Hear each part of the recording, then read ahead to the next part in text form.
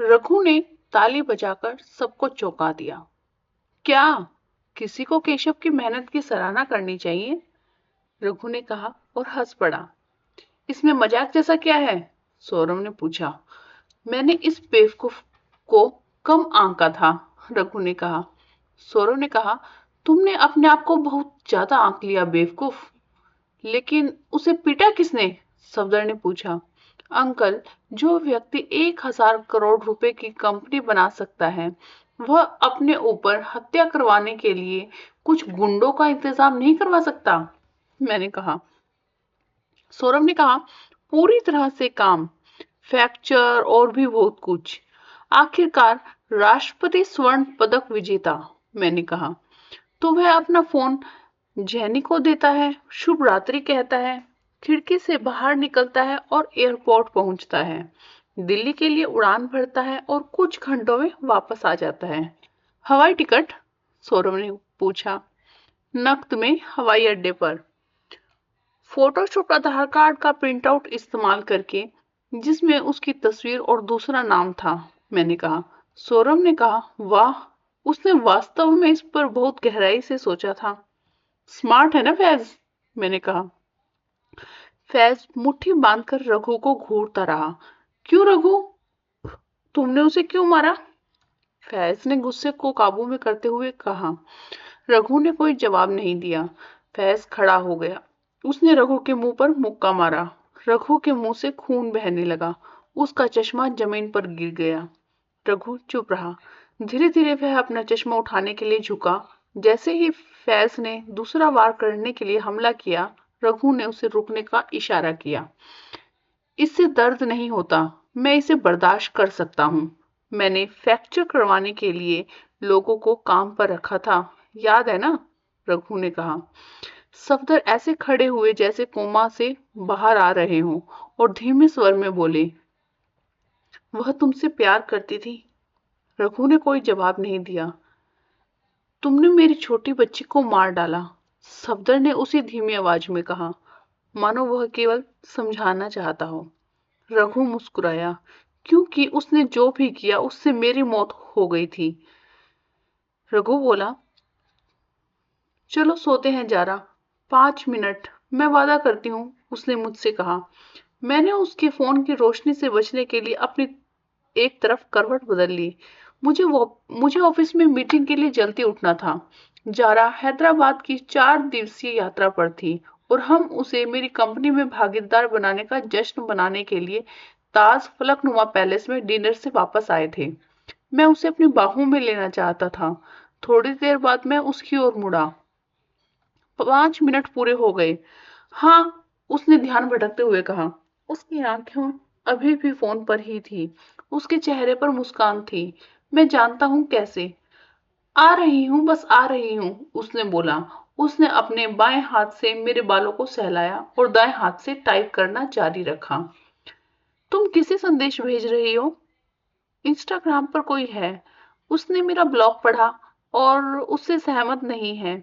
बस उसके साथ थोड़ी बहस कर रही हूँ। सचमुच जारा? मैं उसे चाहता था। मुझे उसका शरीर अपने बगल में देखना बहुत पसंद आता था। तुम अपनी आंखें बंद करो, उसने मेरे सिर पर थपथपाते हुए कहा। मैं फिर से उससे दूर हो गया। मैं दीवार घड़ी को घूरता रहा। 10 मिनट बाद मैंने अपना सिर घुमाया और अपनी आंखों के कोने से उसे दबाया। वह संदेश टाइप करते हुए मुस्कुराई। इंटरनेट पर किसी अनजान व्यक्ति से बात करते समय कौन इतना मुस्कुराता है? 10 मिनट और बीत गए और उसने अपना फोन बंद कर दिया और बिस्तर पर लेट गई। मैं उससे दूर हो गया। उसने मुझे पीछे से पकड़ लिया। उसने कहा, अगर तुम मुझे चम्मच से खिलाए तो यह आसान होगा।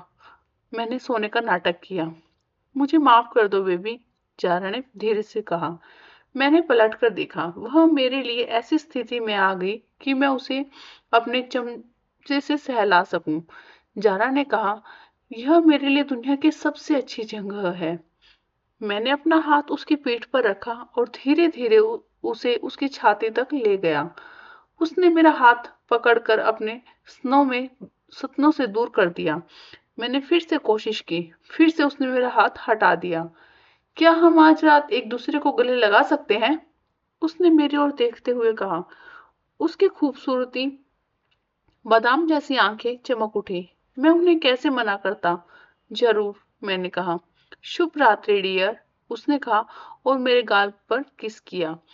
वह कुछ ही मिनटों में सो गई, जिससे मैं पूरी तरह जाग गया और चिंतित हो गया। मुझे जारा का व्यवहार हफ्तों से बहुत अजीब लग रहा था। जब उसकी सांसें लयबद्ध हो गई तो मैं उसके बेड साइड टेबल पर झुक गया और उसका आईफोन उठा लिया। वो हिली नहीं। मैं उसका फोन उसके हाथ के पास लाया, उसका अंगूठा पकड़ा और उसे आईफोन के टच आईडी पर रख दिया। एक झटके में फोन अनलॉक हो गया। मैं बिस्तर से उतरा और बाथरूम में चला गया। मैंने बाथरूम में जारा का व्हाट्सएप खोला। सबसे ऊपर जारा और कैप्टन फैज के बीच की बातचीत थी। मैंने 3 दिन पहले की बातचीत को स्क्रॉल किया। क्या तुम तनाव में हो? फैज ने पूछा। कुछ हद तक। अभी पूरी तरह से घबराने की स्थिति नहीं है। चिंता मत करो, कुछ नहीं है। मेरे पीरियड्स अभी तक नहीं आए। मैंने निकाल लिया। तुमने कैलेंडर भी चेक किया? मुझे पता है, लेकिन मैं चिंतित हूँ। माय लव, तुम ठीक हो? क्या मुझे टेस्ट देना चाहिए? प्रेगा न्यूज या कुछ और? तुम तुम इतनी प्रतिक्रिया मत करो। क्यों नहीं? मैं 2 हफ्ते देर से हूँ। कुछ दिन और, 1 सप्ताह। क्या हैदराबाद से वापस आने पर हम टेस्ट करा सकते हैं? जरूर। तुमको इस स्थिति में डालने के लिए मुझे माफ करना। मेरी भी गलती है। नहीं, मैंने जोर देकर कहा था कि तुम सुरक्षा का इस्तेमाल मत करो। मैं तुम्हें महसूस कराना चाहता था। मैं कमजोर पड़ गया था। मैंने फोन को जोर से पकड़ लिया ताकि वह मेरे हाथ से फिसल न जाए। मैंने हाल ही की चैट पर स्क्रॉल किया। सबसे ताजा चैट आज रात की थी।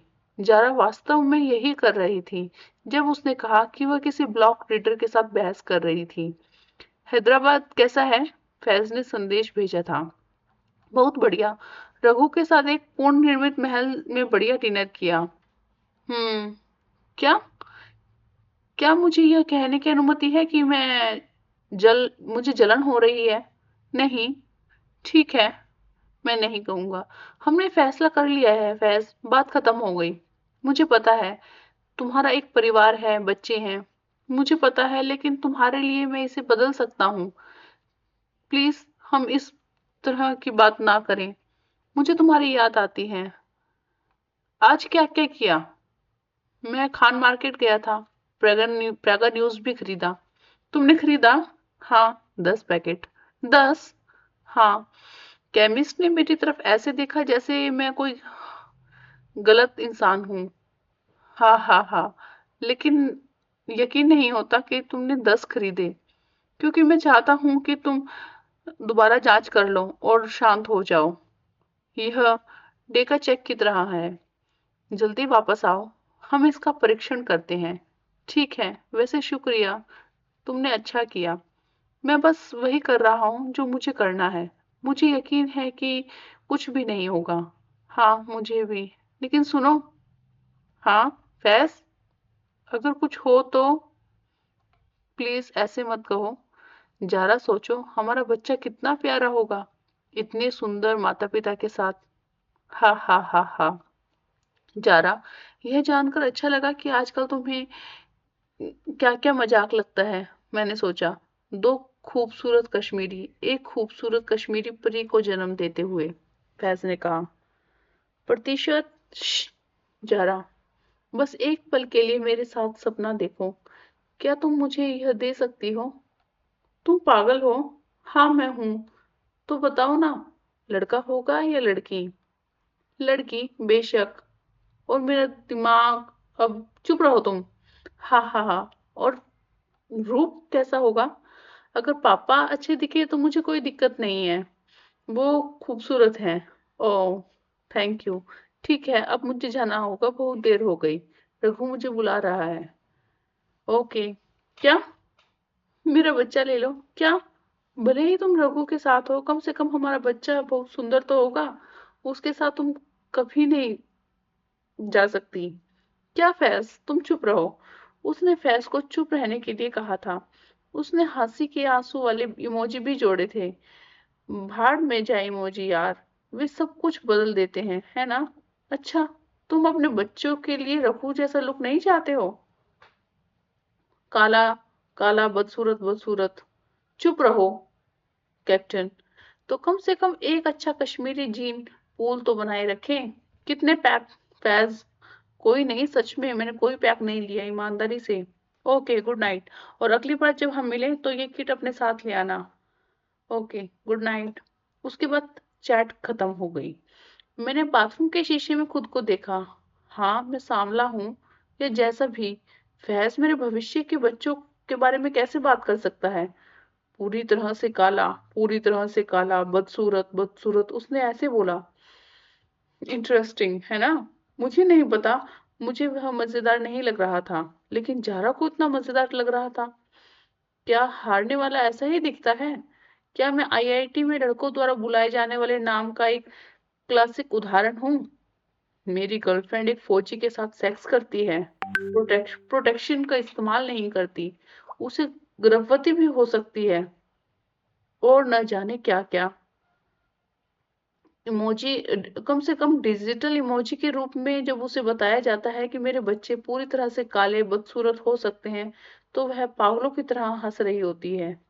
और मैं इसके बारे में क्या कर रहा हूँ? मैंने आईने में खड़े व्यक्ति से पूछा। कुछ भी नहीं। असल में मैं डरा हुआ हूँ। मुझे चिंता है कि जारा जाग सकती है और पता लगा सकती है कि मैंने उसका फोन खोला है। अगर मैं उससे उसकी धोखाधड़ी के बारे में बात करूंगा तो क्या होगा? अगर वह चली जाएगी तो क्या होगा? क्या मेरे जैसे हारे हुए व्यक्ति को कभी जारा जैसी लड़की मिलेगी? उसे नाराज होने से ज्यादा मैं अभी उसे खोने से डरता हूँ, भले ही उसने कुछ भी किया हो। हारे हुए व्यक्ति की परिभाषा पाठ्य पुस्तक में दी गई है ना? मैं वापस बेडरूम में चला गया। फोन को जारा की तरफ बेड साइड टेबल पर रख दिया। जारा गहरी नींद में थी, लेकिन अपनी जगह से हिली नहीं थी। मैं बिस्तर पर लेट गया और दीवार घड़ी को घूरता रहा और पूरी रात फैज और जारा और फैज के बारे में सोचता रहा। गरम इडली और कॉफी, जारा ने कहा। ठीक वैसे जैसे तुम्हें पसंद है। तुम्हें जागने की जरूरत नहीं थी, मैंने कहा। मैंने अपनी फिल्टर कॉफी पी, जिसे जारा ने अब मेरी अम्मा की तरह ही बनाना सीख लिया था। जारा ने कहा, मैं कल रात के लिए माफी मांगना चाहती हूँ। मैं बस तनाव में थी इसलिए। क्यों? मैं तुम्हें बताना चाहता था। मैं थोड़ी देर से आया हूँ। बेशक लव, मुझे पहले से ही पता है। मैं कहना चाहता था लेकिन मैं कह नहीं पाया।